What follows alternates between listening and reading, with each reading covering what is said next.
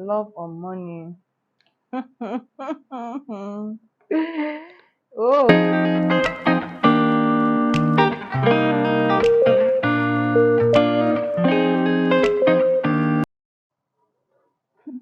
hi guys. Good morning, good afternoon, wherever you're watching this. My name is Akindeolo Adunsin, aka Dr. Dunsit, aka Dr. Dunsin, a woman with a lit man. Whatever you call me is fine. Today we have something very interesting to do. So I put up the question box on my Instagram for my Instagram followers to ask me questions, and I got a couple of questions. Shout out to my friend Marianne. She asked majority of this question. I mean, I'm not one of those people who like to say my fans act. No, she asked majority of these questions. Okay, so shout out to her. So I'm like, while answering, why not just do something interesting, something I've tried to do on this channel, but it has not been coming forth. Like, let me try to answer these questions while I do my makeup. So I have the questions on my PC here because I'm recording on my phone, and I have my makeup kit already displayed on the table in front of me. Shall we? Yeah, let's go. So I already cleaned my face. This is not makeup tutorial, just makeup and this. So just watch me do my makeup while I answer some questions. So the first question is, how is life in Nigeria? Life in Nigeria is good. I mean, not as bad as what people think, or let me say, people, diasporans, or people that are abroad. It's not as bad as what they portray, to be honest. But, it's hard, to be honest. Life in Nigeria is very hard. But I'm telling you that there's some people here in this country that are enjoying it. They're enjoying it, and if they had the chance or opportunity to leave, they wouldn't want to leave. Weird. So each man or woman to use their own. So it depends on anybody's experience. But mine, coming from abroad for over 8 years to Nigeria here, was very hard. It was not so hard for me to adjust. It wasn't hard for me to adjust at all. So I can't complain, and I can't say it's totally great. So another one says culture shock when you moved back to Nigeria. One of them has to be traffic light regulation. Yo, I used to be mad then when Nigerians would just pass by. I mean, this thing is already reading is on red or yellow. Why you moving? But then I realized that some of these traffic lights are not functioning well. Like they are malfunctioning. Yeah, as in Nigeria too, because of as a Nigerian, because of traffic, you always be hurry. Now I don't even have a problem with it anymore because of traffic. So knowing where that the thing might not be working, you have to beat traffic. Is it a good thing? No, but that's part of our survival mode in Nigeria.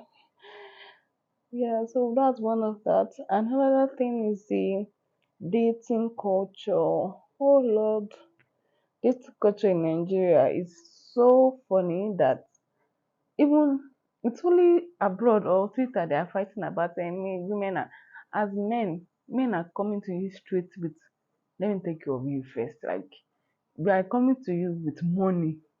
It's only on Twitter and abroad that they will say okay the girl is a gold digger or stuff. In Nigeria it's normal. They know that if they go for what they can afford, I don't know if it makes sense. Like if a man is asking you out, best believe that one of his plan or agenda is to take care of you. He knows he can take care of you. Yeah. So yeah, without you conditioning them, they're already conditioning themselves. So it's just funny, but it is what it is. I think that's the two culture shock that I have yet. Every other thing I already know about them before I left. So another question is, will you advise someone to study in the Philippines? Of course, yes. Of course, yes. I mean, life is beyond CNN or what CNN portrays. The way they make you say they don't speak English, da da da da da. It's a big fat lie. Big fat lie. The word is involved. The word is involved. Filipinos speak English. They teach in English. Their private school teaching English. Well, I can't say for every course, but for my course, I study medicine. By the way, I'm a doctor now. So for my course to speak in English, they've never had to speak in Tagalog, not even once in a class, because a lot of us are foreigners and it's a private university, and a lot of students are foreigners. So maybe that adds to the factor. So let me not take that away from people that have experience of their teachers or lecturers speaking Tagalog, but I'm answering based on my experience, alright? So another question that I got is, what do you miss about the Philippines? Oh my god. I miss my friends. I miss my friends. Bruh. I miss my friends. Adult to this adult thing now. I miss my friends. I miss the security and the freedom, to be honest. In Nigeria, I move very scared and security conscious. Not like in Philippines, you just move anyhow, but it's a different ball game. Like you just feel safer. I don't know. I don't know how to place it, but in Philippines, I never had to think about locking my door twice. You know, having to see, oh, who is looking? Is this someone I can hear footsteps? Or is someone following me? I'm just being paranoid for nothing in Nigeria based on crazy stories you hear. Alright? You hear a lot of crazy stories. So yeah, I miss the security, I miss my friends, having to say, oh guys, let's go out today and eat. Not like and eat nice food, take pictures, have a glass of wine or something. My friends here in Nigeria are introverts, and our fun is not the same for us. What I see as fun is not fun to them. What's fun to most of them is just stay indoors, have fun indoors. I'm an outdoor person. Every of my fun has to be outside.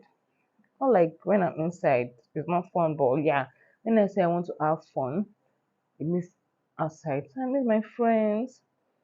I miss the ambience.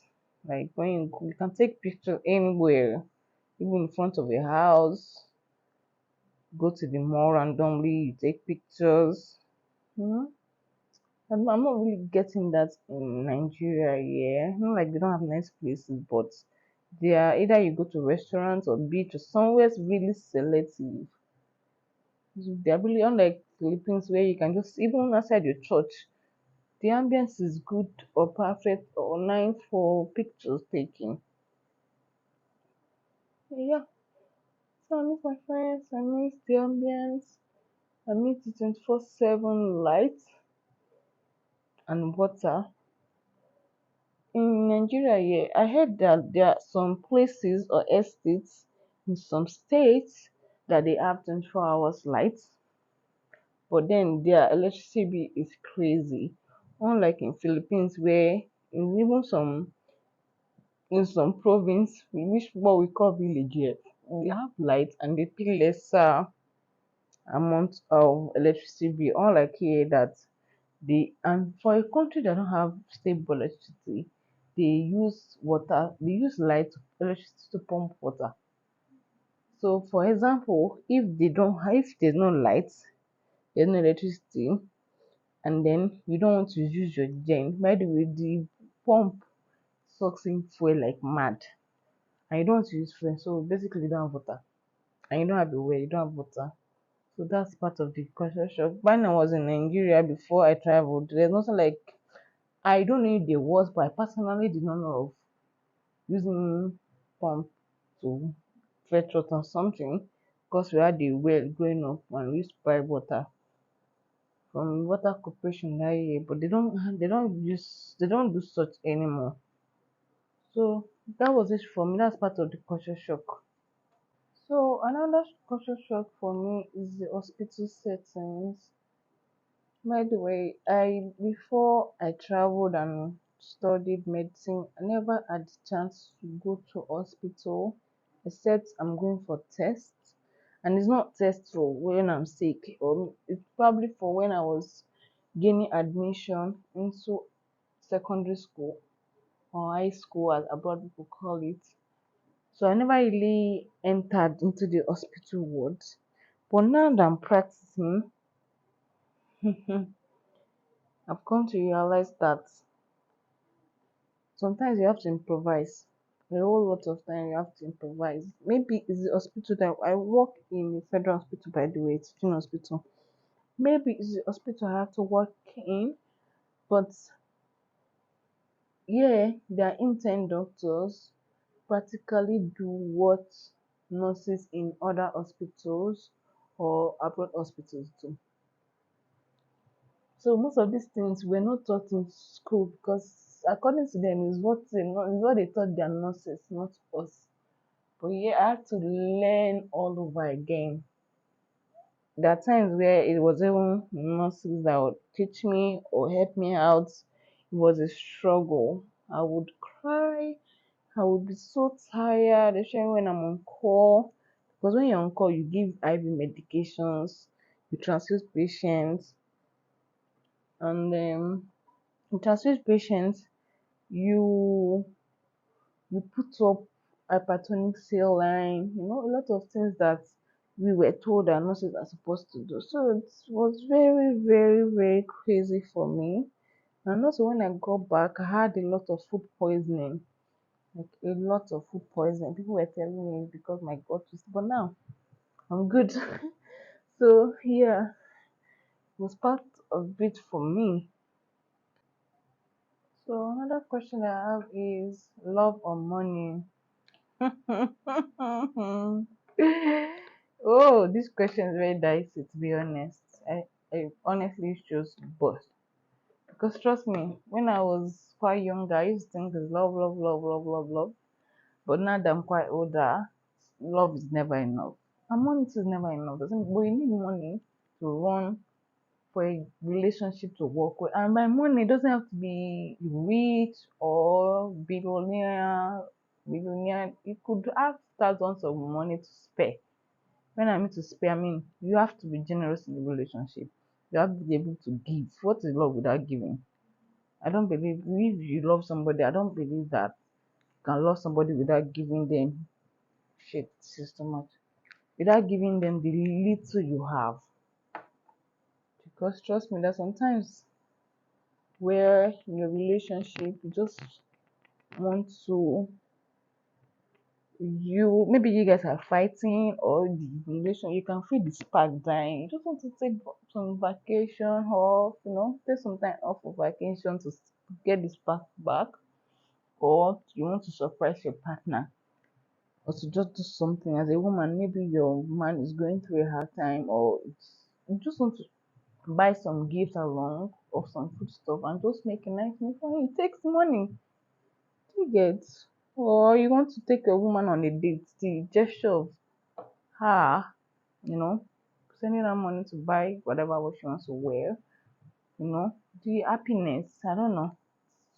Both for me, love is not enough, money also is not enough, but you need both for a relationship to work successfully, in my opinion. And yeah, that's my stand. What is your advice for those that want to study medicine? Oh my goodness, this particular one, my number one and top foremost, first and foremost advice. If you know you know one thing you really want to do, or out of compulsion from parents, or anybody, family. Please don't do it. It's not worth it.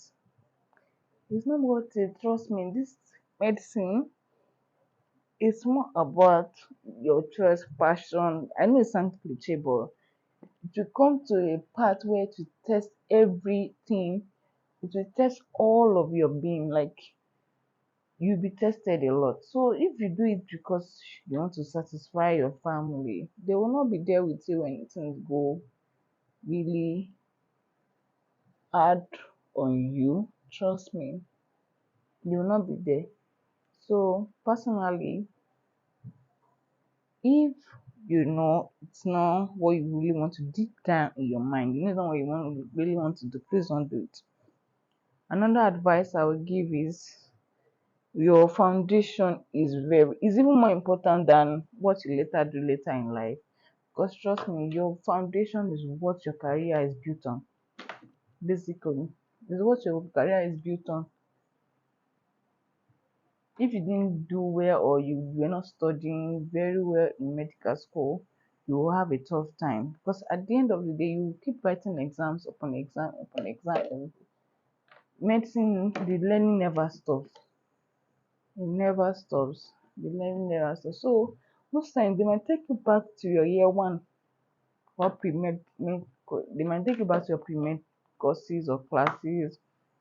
If you're not serious, it will be very hard for you to know these things. And one thing about medicine I've realized is that as you progress, is what you learn also advances. It does not really change. You just advance. What you learn does not really change. Everything tallies. Like you have to this one plus one two.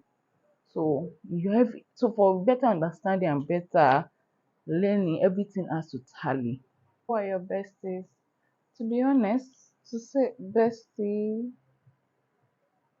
it's an insult to some of my friends I have. I don't have best friends, but I have sisters, basically.